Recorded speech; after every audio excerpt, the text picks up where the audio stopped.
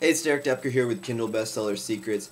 I want to shoot a quick video for you guys and give you some insights into something that is very rarely talked about in a lot of the books in the Kindle courses on publishing books around the topic of coming up with book ideas or positioning for your book, particularly when it comes to nonfiction books, but this is true of fiction books as well. And what there is out there, especially in the internet marketing world and really just the education world in general, there's a lot of information presented in a very step by step linear fashion. You follow this step and then you do this and you go through this whole process, and it's very logical. You can wrap your mind around it, systemized, and that's how the information is delivered. And that's fine. That's, one part of it. But there's another part of it that's not as readily talked about because it's a little more difficult to explain, and that's what I call the female component to things. So the male side of things in education, you can just explain it exactly how it is and everyone can follow the system and get more or less similar results. What do we mean by the female then? We mean the part of it that is more just creative. It's more about trusting your intuition.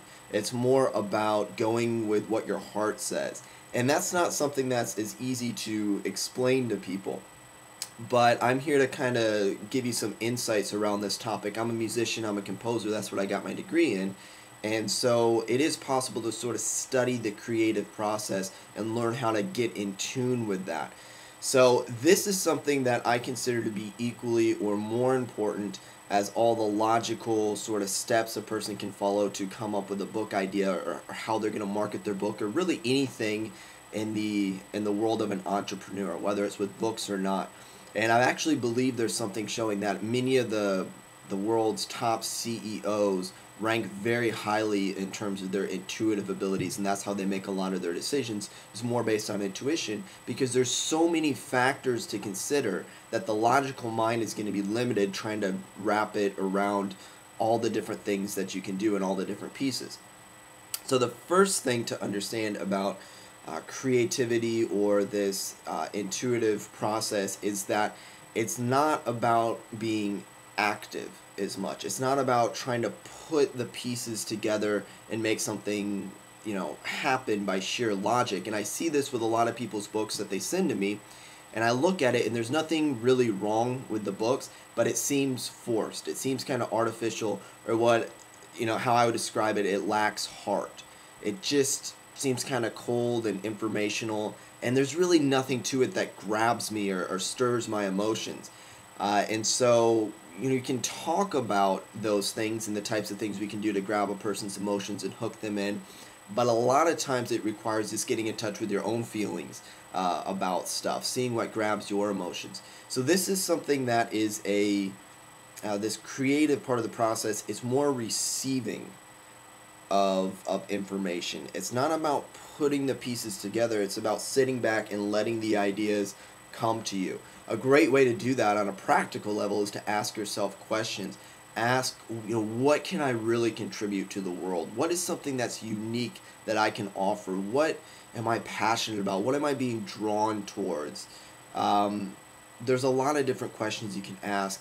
And the tricky thing is you can't be too attached to getting an answer right then and there, or even getting an answer at all. It's just about asking the questions and letting what sort of just comes to you and comes to your heart happen naturally. You can do this in meditation. You can do this before you're falling asleep or right when you wake up and you have more alpha brain waves.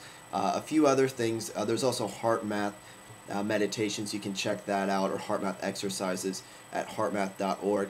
There's a lot of different things to sort of relax you and get your chattering mind out of the way and open yourself up to the creative process. But I just want to point out and make the distinction to present, give you that awareness that it's not about being active, it's about sitting back and receiving the ideas.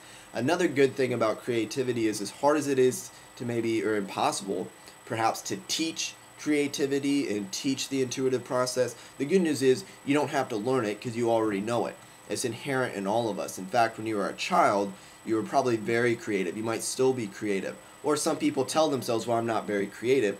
But that's just the story that they're saying. So if that is something you find yourself saying, well, I'm not creative, or maybe I'm creative in this area, but I'm not creative in this other area, well, then that's going to shut down the creative process. Just telling yourself that. So a big part of it is learning how to let go of depending on all the gurus, even depending on people like me to present the answers to you, and learn to get back in touch with your own intuition, your own heart, your own right brain thinking, which is the intuitive part of the brain, and learning to trust that you can come up with the answers. And you'll probably have the best answers because you're going to know what you want to do. You're going to know what you're most passionate about, what sort of your place in the grand scheme of things is, more than anyone on the outside.